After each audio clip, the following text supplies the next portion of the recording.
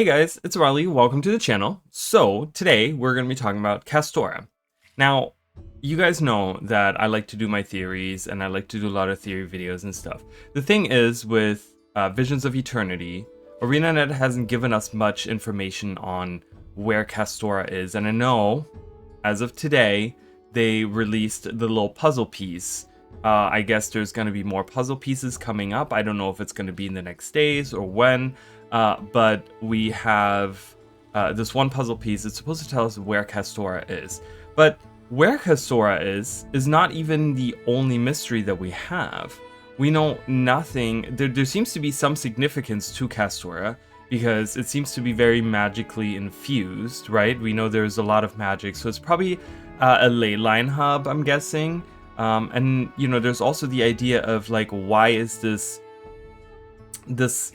island so hard to reach, right? Like, I think that's kind of how I'm rephrasing here, but that's kind of the words they used when they introduced Castora, that it was like an island that was hard to reach, or that, you know, no one really knew existed or whatever. So, and I did make a little bit of a theory on that as well, but I kind of wanted to sit down today and talk about other theories that I've seen float around that we have talked about. I didn't really want to make this video, but the other day I was streaming and one of our community members kind of egged me on in a way, and was like, hey, why don't you do some theories? And the thing is, for my theory videos, I usually like to collect evidence before I sit there and just kind of go and just say blah, all this stuff, right?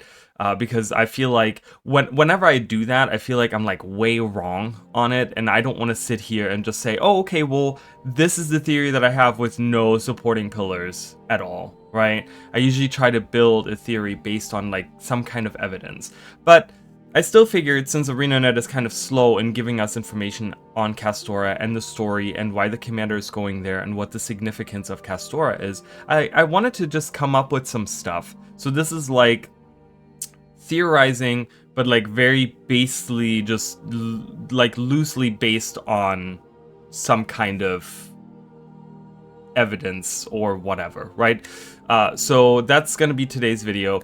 Like I said, we are working right now. All the communities are working on trying to figure out the puzzle piece situation and whatever. I guess some people were saying that they already know where Castora is. I saw some people say that. I don't know if this was like revealed in one of the streams or something. I don't know if they like accidentally opened the map or something and showed where it was. I'm not sure. I didn't see it. I don't know where it is. So, but let's talk about Castora itself. So I did make a theory video. It was a short. Just if you guys haven't seen that short, it was a short that I made where I went into Guild Wars 1, and it was kind of strange that I remembered it. I think the reason why I remembered that specific line is because I had just, it's a line that you can find, it's a line from Prince Metu the Wise in Guild Wars 1, and I think the reason why I remembered that specific line is because I had just played Nightfall on the channel, just like last year or something like that, so it was just still kind of somewhat fresh in my mind, and I was, I think, researching some stuff about there was a specific PvP map that had to do with that specific location in the world, and so I had been kind of focusing a little bit on that and thinking about locations that we could go to for this next expansion, and that was one of the regions that I was thinking about, was kind of the like north of Vabi, like northeast of Vabi, kind of somewhere over there, and I was thinking, what can we tie into it? But anyways, so the short that I made was when you go to the library of Prince Metu the Wise, the Halls of Chokin, I want to say is what it's called. You can go there. He's one of the 3 merchant princes of Vabi during the times of Guild Wars 1. And you can go there and he tells you about his library. And he says, hey, so, you know, I have texts from all over, and, you know, from Ascalon to, you know, Kanta and everything in between. And at the very end, he mentions that he even has tablets that he has found on an island, or that were found on an island. I don't know if he himself found them, but he says that they were found on an island off of the shore of Ilona, and that once they retrieved the tablets, the island disappeared. And so the thing is that I theorized that maybe this island could be Castora, right? Because the thing is that if we're talking about Castora and how much magic there is, and we just were dealing, I mean, if it's been a few years now, but we've kind of been dealing with the Elder Dragons that consume magic. And if there is a leyline hub, and it looks like Castora has all this like ambient magic everywhere, and it seems very magically infused. We can see that in the homestead, we can see that in the screenshots, we can see that in the few videos that they've shown us. Like, there seems to be a lot of ambient magic around. Why wouldn't the dragons go there to consume that magic, right? So there has to be something that's keeping that island hidden away, right? So maybe there's some kind of magic that's keeping that's keeping this island concealed from people. So there's a little bit of a theory going around in my head as well as other people's heads. So let's try to kind of connect some of the dots a little bit. One of the, I believe it was one of the Elite Specialization trailers, there was someone found, this did not come from me, this was posted on all the social medias and stuff, but there was a picture of, there's a statue of what looks to be a seer in the background. And it's this, I think it looks almost like a gilded statue, so it's not just like a random like rock, like made out of just regular stone, but it seems to be more shiny than that a little bit. I'm trying to think on the top of my head, but anyways, and I'll put it up on screen for you guys. But the thing is that a lot of people were theorizing that maybe this is where the seers are from. So let's kind of backtrack a little bit and think about what we know about the seers and kind of that type of stuff. So ArenaNet, over the last couple of expansions, specifically with the mini expansions, they've been trying to pick up on older lore threads. The lore threads that were created many, many years ago, like Baba Nisos and the Mersat and White Manta and all of these things, right? And they're trying to kind of wrap some of these things up, right? The Wizard's Tower, Isgarin, all these things that we know are out in the lore but have never been explored because we were focused for about a decade on just the Dragon Saga, right? The Elder Dragons were kind of the focus, and now ArenaNet can tackle all these older lore threads and subjects and things like that. So with Secrets of the Obscure, we talked about Isgarin, the Wizard's Tower, the elder races were kind of reintroduced. We talked to a dwarf that's not stone, we have a Jotun that's not digressed, right? Like all these different, we have a seer actually in the story, we get a Mersat that's not evil, right? And we kind of get introduced to almost like the other side of these elder races that we didn't see before. And we hear about the Wizard's Tower, blah blah blah blah blah. But and we move on from that and we go to Janthia Wilds. And the thing is that with Janthia Wilds, one of the big subjects was the Mersat, right? And that wasn't necessarily in the beginning like that. It was more the later part, and I talked about that in my review of Janthia Wilds, where ArenaNet kind of the focus kind of shifted from talking about the lowland Coden and Titans to talking about the Mersat and Seers. And it was interesting to kind of see that shift, because it almost, again, it kind of felt like there was this disconnect in the story and the just kind of the narrative a little bit too. But anyways, the thing is, though, that specifically in Mistburned Barrens, I don't think as much in Baba Nisos itself, but in Mistburned Barrens, we got a lot of info on the Mersat and their culture and the history where, when they landed on Tyria and created, constructed Baba Nisos as the city, to all the way to what happened with Saul and the White Mantle and all these different things, and then to finally their end when the Titans invaded Baba Nisos and killed all the Mersat. So we got a lot of info there, but we also got info on the Seer and Mersat war that they had, and how that kind of ended with Yagan trapping them, almost trapping the Seers in this valley, and just putting a ton of Spectral Agony in there and pretty much killing the Seers off. But there are, so the really interesting part about that, and one of the things that I haven't seen much discussion of in the last few, months or even years, is the idea of the Seers, right? So the Mersat were always this thing that most people in the lore were always interested in, right? Everyone's like, oh yeah, the Mersat, they're so cool, blah, blah, blah, blah, right? All these things about, White Mantle and Bloodstone and like all these things, like how all of this connects and the story and the history and all these things. And we have gotten so much info over the years about the Mersat specifically.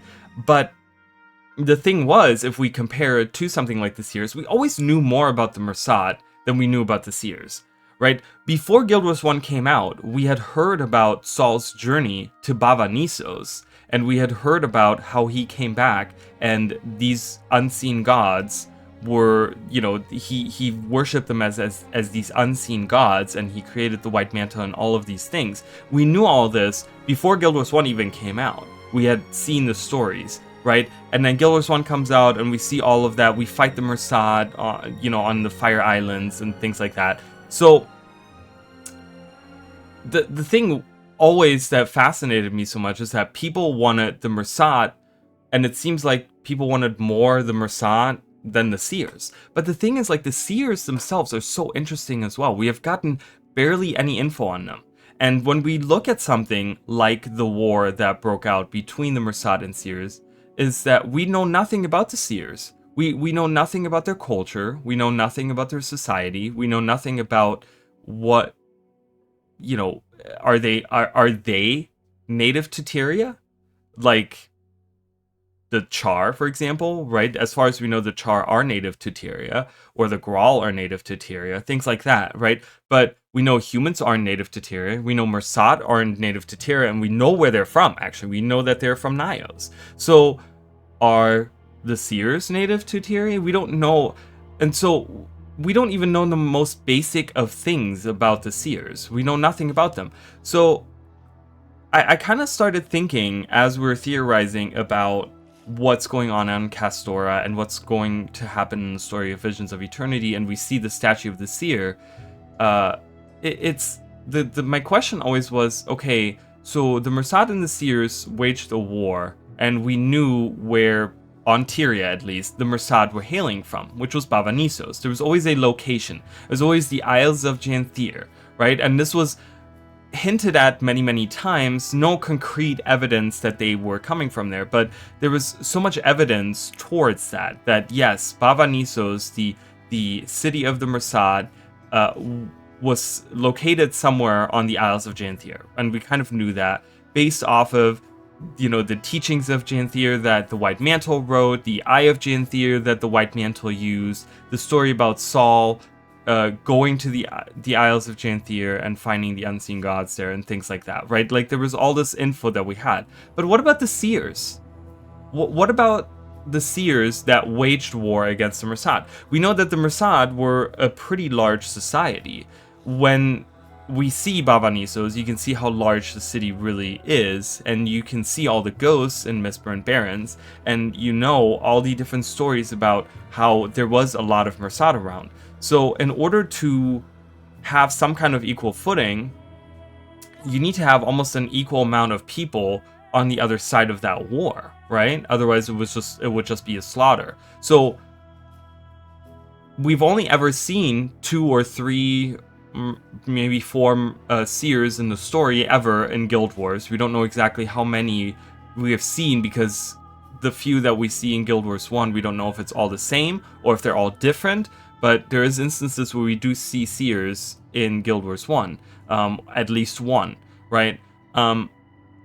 So how many Seers existed, right? So if they had a whole society, where do they hail from? Okay, so then people started theorizing that maybe because the statue is on Castora, and it's this magical island that maybe has been hidden away. Remember, Mabon put a veil over Baba Nissos and the island that it was on, and Mistborn Barrens, that whole island, to the point where no one could really tell where it was. So the thing is that there is magic to conceal an entire island, right? Someone like Maban could, was able to do that, and as soon as he died, and then the world spire went down, the whole veil kind of shattered, right? And it was like this booming noise that was heard across all of the lowland shore, or at least the Isles of Janthir or whatever, and the veil fell, and then the White Mantle was able to go there. But the thing is that what if the island of Castora, or the land of Castora, or whatever, has the same kind of magic around it that's being concealed by a seer, right? Maybe the seers aren't completely extinct, because here's the thing also, when you have a war like that, I can't imagine that every single person every single person of the seer race, of the seers, went to war, and then they all died in that valley, getting killed by Yagan, and then there was only a few survivors that ended up, dying out after, however many years, right? And, that there had to be some that were left behind in whatever city they came from.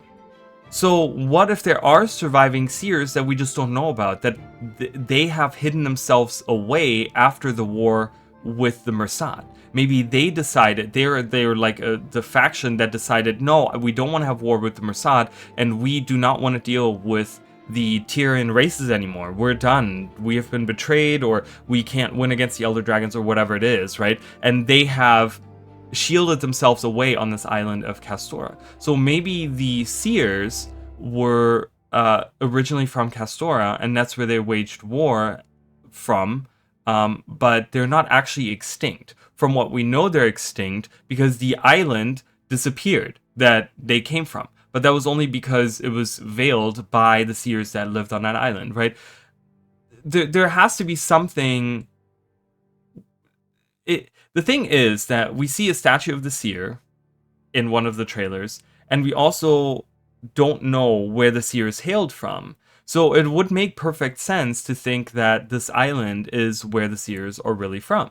So that's kind of where the theory ends a little bit, I would say. There's not much else that we could really theorize on in that sense. I mean, we could say, okay, well, obviously the other thought is what happened to Darda and Orestes, who were two of the older Mersat, the head researchers of the Mersat, that survived the attack of the Titans, and we know that they fled across the ocean, going past the Horn of Maguma.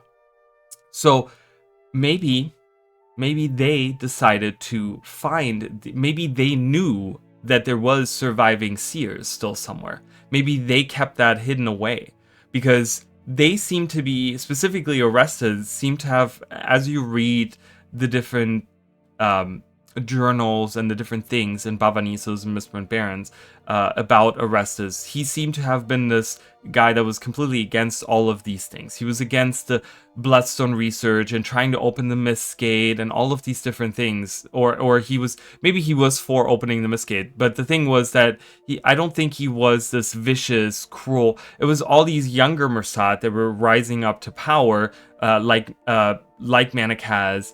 These younger Mersat that were rising to power, those were the ones that wanted to do the research and kill the people of the White Mantle on the Bloodstone. Well, the people of the village of Gavril first, and then eventually the White Mantle and stuff. Like, they were for that, and he was more, him and Darda were at least two of the people of the Mersat that we knew that were kind of against a lot of these things. So maybe they fled to where they knew the seers were hiding. Maybe they somehow knew, maybe they went there, or maybe they happened to, by chance, go to Castora. So maybe we're going to see Orestes and Darda, or their offspring, or whatever, right? Maybe we're going to meet, I mean, we don't know what the lifespan of a Mersat is, right? And they seem to have already been the older part of the the older generation of the Mersat, when the Mersat were still a society. So maybe they died out in that time, but The thing is, like, it's been 250 years plus, right? It's been a long time now. It's almost been closer to 300 years, I feel like. But the thing is that maybe they went there. So maybe we're not going to just see seers, but maybe we're also going to see the remainder of the Mursat, and maybe they came together, right? At some point, they were allies. And if you have the two of the older Mursat that, you know, were in, that probably lived during the time when there was a partnership between the seers and the Mursat, right? Maybe they decided, you know, all this war, all this destruction, the Elder Dragons, the Titans, all this stuff, like, we need to band together. And they went over there, they went to Castora to maybe build some kind of alliance with the seers that remained on Castora. So that's kind of the working theory that I have. There was also this other theory that I kind of wanted to address a little bit, not to make this video super long, but I kind of wanted to talk about that as well. So there is the idea of Malik, okay, and this might be kind of, you know, this is a completely different side of the lore and completely different idea, right? But we also, the same person that I just talked about earlier on stream kind of talked about Malik and the tree that he came from. So for those of you that don't know, the Sylvari come from the Pale Tree, right? That's pretty basic, we know this. But in one of the paths of the Sylvari story, you can find a Sylvari that is not from the Pale Tree. We kind of find out in the story that he's like, no, I don't know what the dream is, and I don't understand, like, Pale Tree, like, the mother, like, she's not my mother, you know, and all these things. And it's kind of the idea is that he's from a different tree, and it's kind of revelating because it's like, oh, is there another Pale Tree, or you know, a brother or a sibling to the Pale Tree out there somewhere, right? This is obviously way before we found out that the Sylvari are offsprings of Mordramoth, that they were creations of Mordramoth. So he goes, in the personal story, he goes off to search for where he came from. And he says that it's somewhere out west, okay? And I think we kind of get a little bit of a hint that it was like somewhere out west or something. From, I think the point that we find this out is like in Brisbane Wildlands, so somewhere west of Brisbane Wildlands, which would actually put it in the heart of Maguma, right? It would put it in the Maguma jungle, which, again, we do know that in the story of Heart of Thorns, there were some cuts made.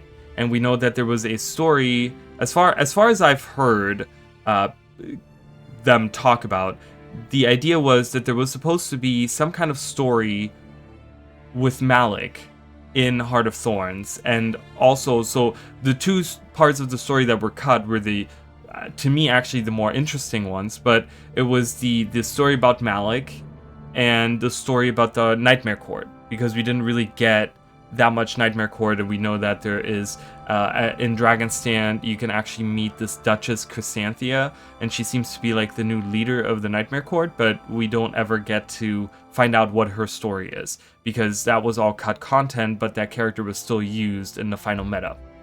But anyways, so we know there was some cuts made, and I'm guessing the Malik story was supposed to eventually, I don't know if ArenaNet at that point in time knew that the Sylvari were based off of, like, were offsprings of Mordramoth, or if this was a creation that happened after the personal story, after the initial release of Guild Wars 2.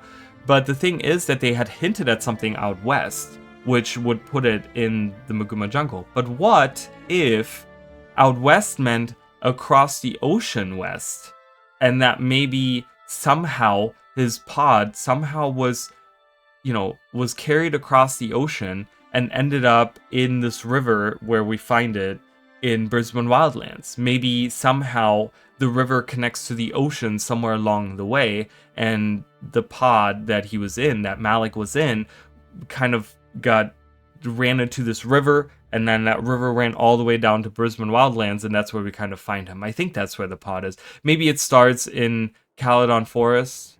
Maybe it does. I'm not sure. I think it's in Brisbane Wildlands, so where the actual empty pod, where we find the pod that he comes out of, and it's in Brisbane Wildlands, and it's down at the bottom from of one of the waterfalls, but even if you follow that waterfall back, it actually just leads into a mountain and you can't follow it any further.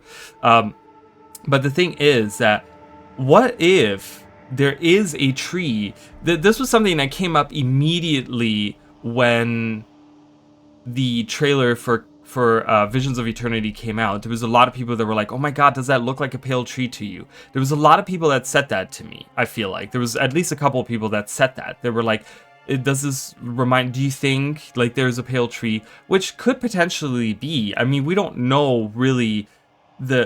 The thing is, we're kind of done with the Elder Dragon story, but we don't know much about what happened the last time they rose, which was 10,000 years ago. That's a very long time ago. Remember, 10,000 years is a huge amount of time, and a lot of things can happen. So what if 10,000 years ago, Castora was part of maybe the Moguma jungle?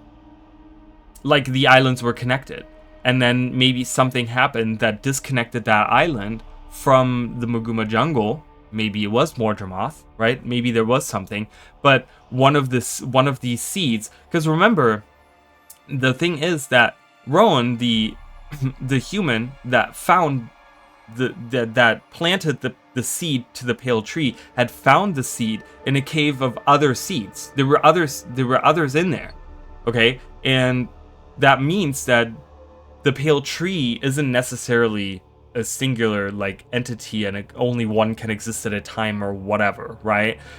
But technically there could be a ton more out there, you know, because there were other seeds out there, and we don't know if 10,000 years ago, maybe 10,000 years ago, there was another seed created by Mordramoth that maybe ended up on Castora in some way. Whether or not Castora was connected to the Moguma jungle or not, we don't know, but maybe somehow by maybe a seer, maybe 10,000 years ago, a seer, you know, as they were fighting the Elder Dragons or protecting themselves against Elder Dragons, maybe a seer had wandered into the Moguma jungle or wherever 10,000 years ago Mordramoth was hanging out at, and found one of those seeds, those same exact seeds like the pale tree, and took it to Castora, and it just happened that 10,000 years later, one of these pods ended up in the Moguma jungle, right? So maybe there is a pale tree that hasn't existed for just 250 years, but has actually existed for over 10,000 years on Castora. And that we're going to see Sylvari that have way more knowledge about the world because of the seers that live with them, and they hang out on Castora, and these are like the ancient ancestors to, pretty much ancient cousins to the Sylvari that exist on Tyria now, right? We don't know that, but that was a theory that someone had, was like, hey, you know, maybe there's something that they could tie the Malik story into, right? Like maybe the other, the thing is that if we go that far to say that there is a pale tree on Castora, someone could say, right? Let's go with that thought process. Someone could say, well, if a seer took the seed over to Castora and they planted it, wouldn't that bear a tree, like a blighting tree, that would create Mordrum? Well, here's the thing. Remember that the Elder Races, specifically the Forgotten, actually created an altar, the Altar of Glost, in Ara, which, mind you, Ara is, again, a nexus of leyline energy, right? We have the Artesian Well, and that is where there's a lot of magic concentrated there. That's why Zaitan fell asleep there. It's, again, another leyline conflux or whatever, right? It's another leyline hub where all the leylines kind of meet. That's why Zaitan fell asleep there, and that is why the gods decided to go there. So before the gods even arrived there, the Forgotten had created the Altar of Glost, where they freed Glint of the control of Kralkatorrik.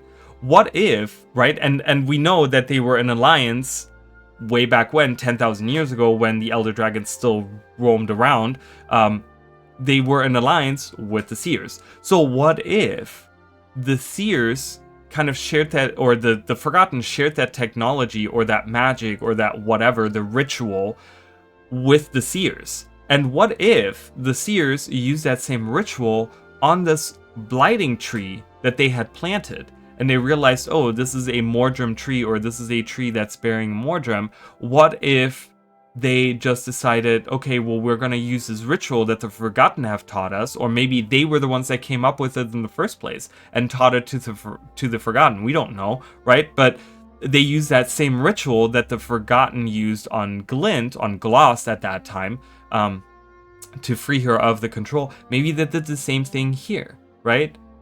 So in Guild Wars 2, the reason why the Pale Tree is the Pale Tree is because it was tended to by Ventari, and there was, you know, I guess he just put so much influence into it that, you know, and Mordremoth having been asleep at the time, that he couldn't take control of the Sylvari. He could only do that once he awoke, and then he transformed them into Mordrim, right? That was the intro scene to Heart of Thorns. You kind of see all that. But what if back then, when all the dragons were still active, planting that seed would have created a blighting tree? But what if they decided, hey, we're gonna try an experiment, we're gonna try to free this seed, and maybe we can make these Mordrim friendly, and they created the first Sylvari. But again, we don't know about that because the island has been shielded for so many years, right? So there's many different possibilities, but I would kind of, that's kind of where the theories end a little bit. I don't really have that much more that I could really say. The thing is that I usually try to build my theories on a lot of evidence, and I feel like for this particular one, I don't really have a lot of evidence, but I still think that it's worthy talking about it. Obviously, we're going to probably revisit the subject in the next coming weeks because we're getting really close to the release of Visions of Eternity, and I think ArenaNet, you know, with today's puzzle piece that came out, that we can talk about the location of Castora. Pardon me. I think it's going to get to the point where I think this is going to lead up to them talking about not just the location of Castora, but also the story of Castora. So I think we're slowly coming to a head here as we're winding up for the big release of Visions of Eternity. So I appreciate you guys watching. If you guys are interested, I did just put out a History of the Inquest video, so if you guys want to be up to date on everything the Inquest has been doing, because we're going to be dealing with the Inquest in Visions of Eternity, you can watch that. And obviously I gave you guys a little bit of a refresher on Seers today. We don't know much about them. And we talked a little bit about Sylvari, which I think is an interesting subject to talk about, because, and to kind of finish off that theory as well, the idea was that maybe this could lead into, because in the last couple of expansions, they've talked about how they're trying to heal the Pale Tree, right? And there is the idea that maybe an expansion will lead into how can we heal the Pale Tree? Well, what if we go to Castora and we find like a sibling of the Pale Tree, and they can provide some answers because they've existed for 10,000 years on how to heal the Pale Tree that's sitting on Tyria, and really say, oh, okay, well, here is a magic ritual, or here's a magic item that you can imbue, or whatever, right? And that will help this Pale Tree to heal itself, or whatever, right? Like our Pale Mother, right, that we have. So there's kind of that theory out there. So anyways, thank you guys so much for watching. I appreciate it. We will be, like I said, we will be ramping up. We'll be doing more of this. This is the kind of stuff that I talk about all the time. If you guys have not been following the channel, I love talking about this stuff. For both Seekers of the Obscure and Genthy Wilds, I did a lot more of this, but you know, we kind of have to create our own theories now, even if they don't want to give us info. But I think we're going to get some info, so you might see other videos come out, and I probably will be talking more about the lore of Castora as we get more of the puzzle pieces, as ArenaNet is giving us more information. Look out for some of those live streams, because we will be talking about a lot of those things as well, because I've done a ton of these live streams now where we sat down and we kind of figured out where it could potentially be. But yeah, anyways, so I appreciate you guys very, very much, and yeah, I hope you guys have a good day, and oh, and if you want to support the channel, make sure to use any of the links down below. I have, you know, I have my partnered links down below. I have my my merch store down below. I have a tip page down below. I have memberships are available, all these things. So if you guys want to support me, which I really, really appreciate, and it means the world to me, and it helps me out a ton, I would really appreciate it. But yeah, that'll be it from me for today, and I will probably see you guys in a live stream next, or something along those lines. So I'll see you guys then. All right, bye guys.